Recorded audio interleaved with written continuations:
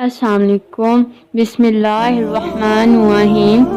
एक मुजाहिद नौजवान का हैरत अंगेज़ वाक़या। मदीना मुनव्वरा में एक शख्स था जो अब्बू कदामा शामी के नाम से मशहूर था।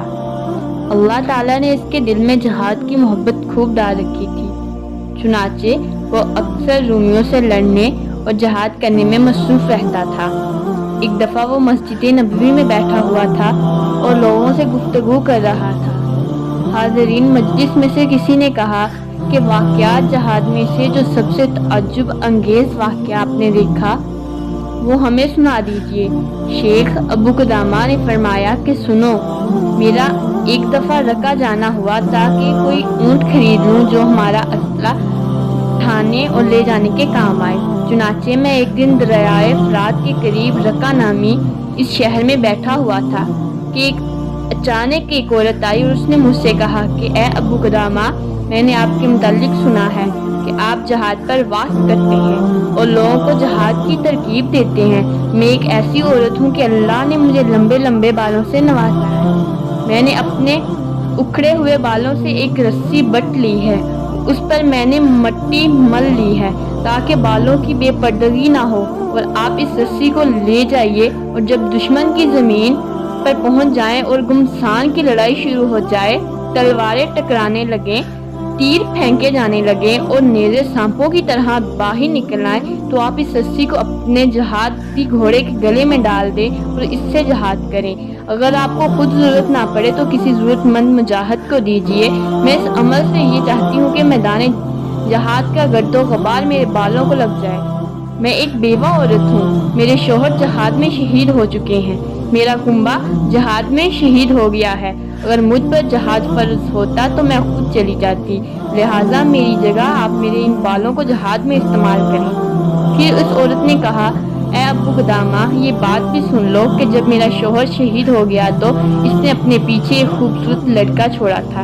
इस लड़के ने कुरान करीम हाफिज कर लिया और जहाद की ट्रेनिंग करके घुड़सवारी में खूब महारत हासिल कर ली है। नेज़ वो तीरंदाजी में गजब का माहिर है। वो रात भर तहज्जुद पढ़ता है और दिन भर रोजे रखता है। सुभान अल्लाह। इस वक्त वो खूब जवान है और उसकी उम्र 15 साल है। आजकल वो अपनी ज़मीनों में काम के लिए गया हुआ है। जब वो वापस आ जाएगा और जहां आप मौजूद होंगे तो मैं इस नौजवान बेटे को अल्लाह ताला के रास्ते में जहाद अल्लाह की रज़ा के लिए बतौर कुर्बानी पेश करूंगी। मैं आपको दीन इस्लाम की इज्जत अजमत का वास्ता देती हूँ कि आप मुझे इस सवाब से महरूम ना कीजिएगा। मैंने इस औरत से वो बटी हुई रस्सी ले ली तो देखा कि वो इसके सर के बालों से बुनी हुई थी। इसने मुझसे कहा कि आप मेरे सामने इस रस्सी को अपने सामान में महफूज करें ताकि मुझे तसल्ली हो जाए। मैंने रस्सी को महफूज करके रखा और रक्का से अपने साथियों समेत निकलने लगा। जब हम मुस्लिमा बिन अब्दुल मुल्क के किले के पास पहुंचे तो पीछे से एक शहसवार की चीखने की आवाज़ आई जो कह रहा था, ए अब्बू कदामा, खुदा के लिए ज़रा रुक जाएं।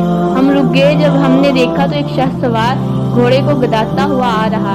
आते ही इसने मुझसे मुआनका किया और फिर फरमाया कि अल्लाह का शुक्र है कि उसने मुझे आपकी रफ़ाकत से महरूम नहीं किया। मैंने उससे कहा कि प्यारे बेटे, आप जरा चेहरा दिखा दीजिए ताकि मैं देखूं, अगर आप पर जहाद लाजिम हो और फ़र्ज हो तो मैं आपको इजाज़त दे दूंगा, वरना मैं आपको वापस कर दूंगा। जब इसने चेहरा जाहिर किया तो 14वीं के चांद की तरह एक खूबसूरत नौजवान था। मैंने इससे कहा, बेटे, आपका वालिद जिंदा है? इसने कहा, नहीं, वो शहीद हो चुके हैं और उसी का बदला लेने के लिए जा रहा हूँ। शायद कि अल्लाह ने मुझे भी शहादत नसीब फरमाए। मैंने कहा, क्या आपकी वालदा हैं? तो कहने लगा, हाँ, वालदा हयात हैं। मैंने कहा कि आप जाकर अपनी वालदा से इजाज़त ले लो। अगर उसने इजाज़त दे दी तो ठीक, वरना आप उनके पास ही रहोगे, क्यों ना कि जन्नत माँ के पाँव तले है। इस नौजवान ने कहा, ए अब्बू कदामा, क्या आप मुझे नहीं जानते? मैंने कहा, नहीं। कहने लगा कि मैं तो उसी औरत का बेटा हूँ जिसने आपके पास सर के बाल की रस्सी रखी है। आप इतनी जल्दी भूल गए। मैं इंशाअल्लाह शोहदा बिन शहीद बनूंगा। मैं अल्लाह ताला के वास्ते आपसे ये दरख्वास्त करता हूँ कि मुझे अपने साथ जहाद में जाने से ना रोके। मैं किताब अल्लाह का हाफिज और सुनते रसूल सल्लल्लाहु अलैहि वसल्लम का आलम हूँ। मैं तीर अंदाजी और घुड़सवारी का इतना माहिर हूँ कि मेरे इलाके में मेरे जैसा कोई नहीं, लिहाजा आप मुझे छोटा समझकर नज़रअंदाज ना करें। मेरे वालिद ने मुझे कसम खिलाई है कि मैं जिंदा वापस ना लौट आऊँ। والدہ نے فرمایا کہ اے میرے بیٹے، جب کفار سے بھیڑ ہو تو تم پشت نہ دکھانا، اللہ کے راستے میں اپنی جان اللہ کے حوالے کر دینا اور جنت میں اللہ تعالیٰ کے پڑوس اور پھر اپنے والد کے پڑوس کی دعا مانگنا۔ سبحان اللہ۔ پھر اگلی ویڈیو میں اس کے دوسرے پارٹ کے ساتھ ملتے ہیں، تب کے لیے فی امان اللہ۔